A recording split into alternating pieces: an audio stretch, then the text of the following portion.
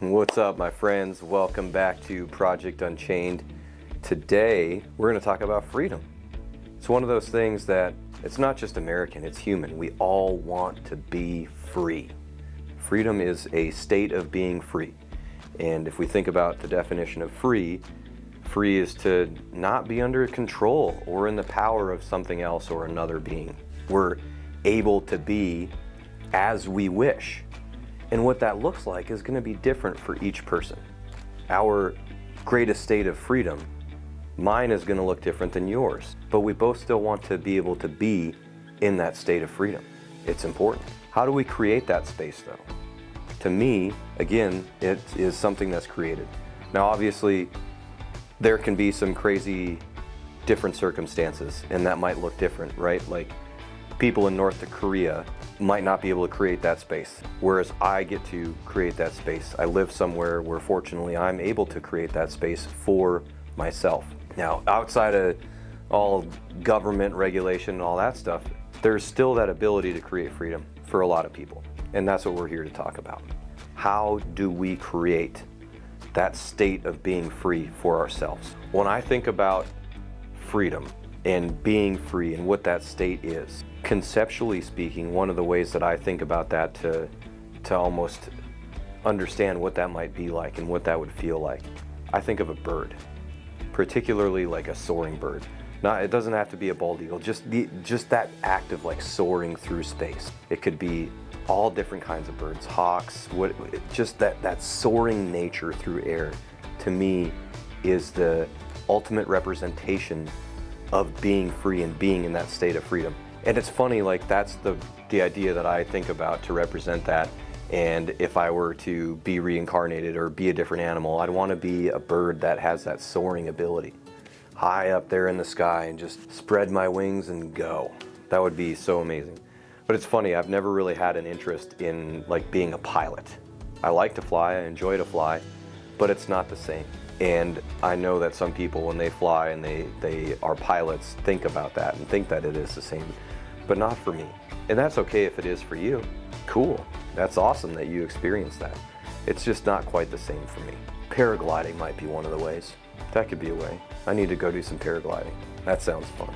Anyway, being free. Because at the end of the day, most of us are not. Most of us are under the control of our past.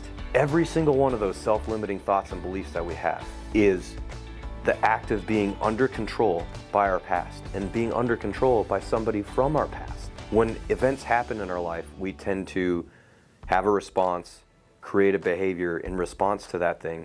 And I know for me, like being bullied a lot, there was a lot of behaviors that developed for me as responses and coping mechanisms for that. And to be completely honest, I gotta be honest with myself. I lived under the control of a lot of those torments for a very long time in my life. And that's what a lot of this is about, is like being aware of that so we can break free from that. If we want to be free, we have to be able to put those away and leave them back in the past where they occurred. They no longer serve me benefit today, right now. I need to let go of them. How do we do that? What is that? How do we create that space? How do we let go? How do we spread our wings and fly? What is that freedom? To be free, we must forgive. And I know that there's all kinds of talks out there about forgiveness and you shouldn't have to forgive, and there's a lot of different layers to look at it. So let's break some of that down. One, forgiveness is not about undoing the past. We can't change what happened in the past. There is no DeLorean time machine. We can't go back there and undo any of that stuff. No, that's not what it is for me. I realized forgiveness for me was setting the thing down. When I finally came to that realization that I needed to forgive the bullies and forgive my parents and forgive myself, that was the act of setting myself free. And let me explain. Forgiving the bullies, I had to realize that their expression towards me, the things that they said to me, meant nothing about me. It was their expression. They were expressing themselves from their place. It had nothing to do with me. It had everything to do with them. So I was able to forgive them. And through forgiving them, I stopped waiting for them to come and apologize. And that was a degree of freedom that I created for myself. For like my parents and my family, I had the realization that there was this thing that I was holding on to, like, why didn't they stop that? Why didn't they change what was happening? Why didn't they stop the people from calling me names? Well, they can't. You can never control somebody else. They couldn't control those people.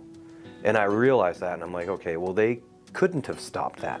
There's nothing they could have done to stop that from occurring. So I have to forgive them. And then forgiving myself. There was a lot of times that I had negative attention-seeking behavior as a kid because I wanted attention. And I wasn't getting it, and so I lashed out, and that was an expression of my pain and hurt. And I had to forgive myself. I wasn't a bad kid. It was just an expression of my pain and hurt at that time. And through forgiving those 3 different layers, oh man, like so much weight came off my body. My wings became unshackled, and I was able to set myself free and soar and fly. So many of those limitations just melted away because of that. Another way I want you to conceptualize this, if none of that resonates with you. Imagine you finally get to go on that amazing beach vacation you've been wanting to go to your entire life. What's the first thing you do when you land? You go get your bags. After you get your bags, what do? You don't go right to the beach. You got all your bags with you. You got to go check into the hotel, put your baggage down in your hotel room, change in your swim trunks, and then head out to the beach and jump in the water. You don't bring your bags with you everywhere you go when you go on vacation. This is what that's doing. We're setting our bag down. We don't throw it out. We can't get rid of it. We can't change it. We're just setting it down.